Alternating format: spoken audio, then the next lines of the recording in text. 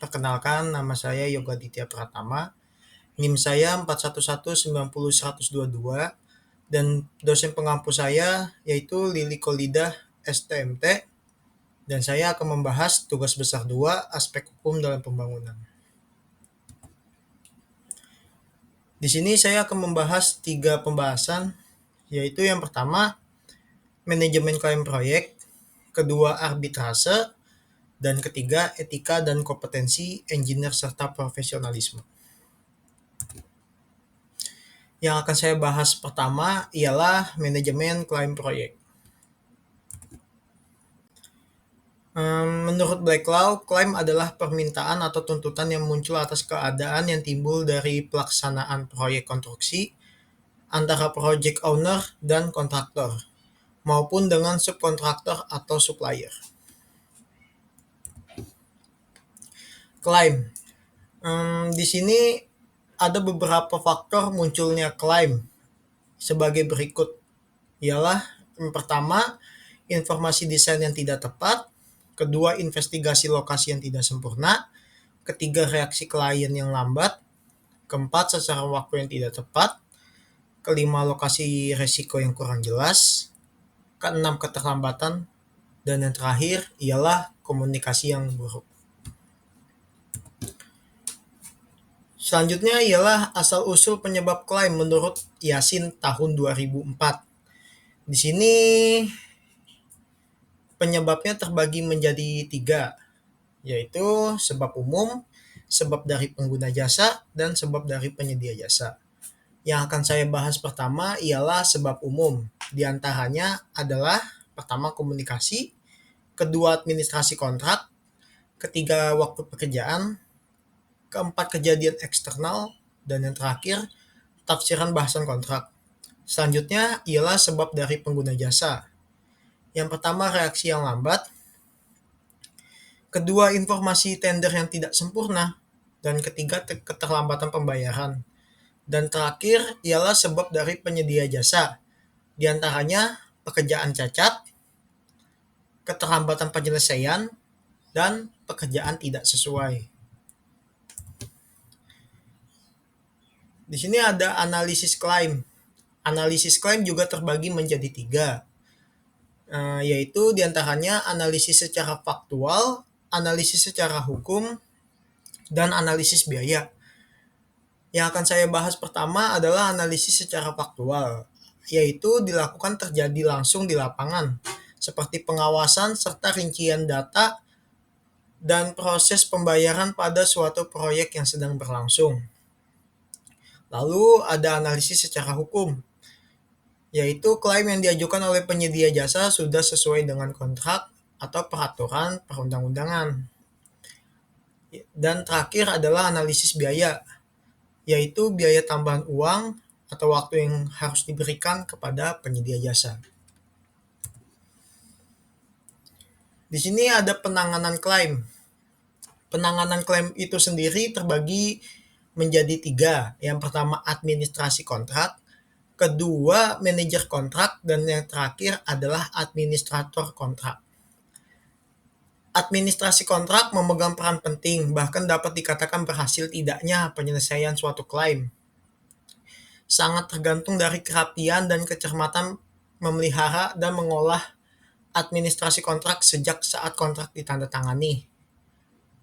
Kedua, seperti proses dalam perubahan pekerjaan, manajer kontrak biasanya bertugas menangani klaim, mulai sejak klaim muncul sampai pada penyelesaiannya.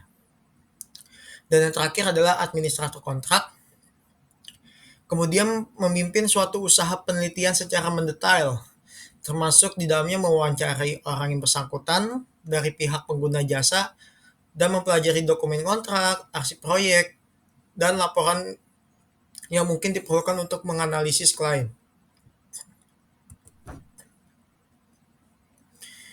Selanjutnya ialah persisihan dalam konstruksi,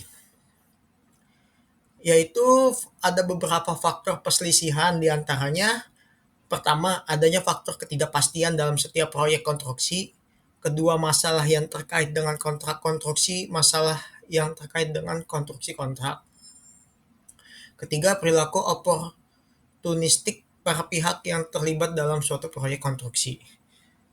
Lalu di sini juga ada penyelesaian perselisihan tersebut yang terbagi menjadi tiga, diantaranya mediasi, negosiasi, dan konsiliasi. Mediasi adalah cara penyelesaian sengketa melalui seorang penengah atau yang biasa disebut mediator yang ditunjuk oleh para pihak. Negosiasi adalah cara yang paling mudah, yaitu musyawarah mufakat. Dan yang terakhir adalah konsiliasi, penyelesaian sengketa yang mempertemukan atas ditunjuknya kesepakatan para pihak. Dan yang kedua, pembahasan kedua adalah arbitrase.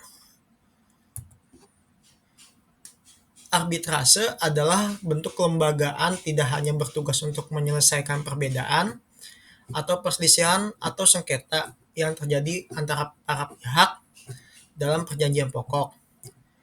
Akan tetapi juga dapat memberikan konsultasi dalam bentuk opini atau pendapat hukum atas permintaan para pihak dalam perjanjian. Jenis arbitrase sendiri terbagi menjadi dua. Yang pertama adalah arbitrase ad hoc dan kedua adalah arbitrase institusional. Yang akan saya bahas pertama adalah arbitrase ad hoc. Arbitrase ini biasa disebut perorangan untuk menyelesaikan perselisihan. Lalu ada arbitrase institusional, yaitu merupakan lembaga atau badan arbitrase yang bersifat permanen dan didirikan dengan tujuan menangani sengketa yang timbul bagi para pihak yang menghendaki penyelesaian sengketa di luar pengadilan. Syarat arbitrase: kewajiban para pihak yang membantu suatu kesepakatan atau perjanjian arbitrase dan kemudian menyepakatinya berikut permohonan proses arbitrase. Yang pertama adalah pendaftaran, lalu kedua permohonan, ketiga dokumen, keempat penunjukan arbiter, dan yang terakhir biaya arbitrase.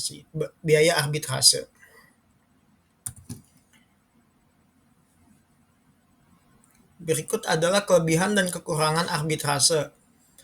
Kelebihan dari arbitrase ini, yang pertama, kerahasiaan sengketa tetap aman. Kedua, sidang arbitrase tepat waktu. Ketiga, arbiter harus memiliki keahlian terkait sengketa bisnis. Keempat, para pihak dapat menentukan pilihan hukum. Dan kelima, putusan arbitrase merupakan keputusan final. Lalu ada kekurangan arbitrase itu sendiri, yaitu pertama, biaya arbitrase dinilai lebih mahal. Kedua, memiliki ketergantungan pada pengadilan. Dan ketiga, pelaksanaan keputusan arbitrase asing masih menjadi hal sulit. Pembahasan ketiga ialah etika dan kompetensi engineer serta profesionalisme. Menurut Mertokusomo pada tahun 1991, etika pada hakikatnya merupakan pandangan hidup dan pedoman tentang bagaimana seorang berperilaku, dan etika berasal dari kesadaran manusia yang merupakan petunjuk tentang perbuatan mana yang baik dan mana yang buruk. Etika juga merupakan penilaian kualifikasi terhadap perbuatan seseorang. Etika itu sendiri terbagi menjadi dua. Ada etika umum dan etika khusus. Lalu di etika khusus dibagi lagi menjadi dua bagian, yaitu etika individual yang merupakan menyangkut kewajiban dan sikap manusia terhadap dirinya sendiri, dan yaitu etika sosial, yaitu berbicara mengenai kewajiban, sikap dan pola perilaku manusia sebagai anggota umat manusia. Prinsip dasar di dalam etika profesi. Yang pertama, prinsip perilaku profesional. Kedua, prinsip kompetensi. Ketiga, prinsip kerahasiaan. Keempat, keadilan. Dan yang kelima adalah tanggung jawab. Profesional sangat erat kaitannya dengan profesi yang memerlukan kepandaian khusus untuk menjalankannya. Profesional adalah seseorang yang benar-benar ahli di bidangnya dan mengandalkan keahliannya tersebut sebagai mata pencahariannya. Prinsip-prinsip etika profesi diantaranya adalah tanggung jawab, yaitu tanggung jawab terhadap pelaksanaan pekerjaan itu dan terhadap hasilnya. Tanggung jawab terhadap dampak dari profesi itu untuk kehidupan orang lain atau masyarakat pada umumnya. Kedua, keadilan. Prinsip ini menuntut kita untuk memberikan kepada siapa saja apa yang menjadi haknya. Dan yang ketiga, otonomi. Prinsip ini menuntut agar setiap kaum profesional memiliki dan diberi kebebasan dalam menjalankan profesinya. Thank you.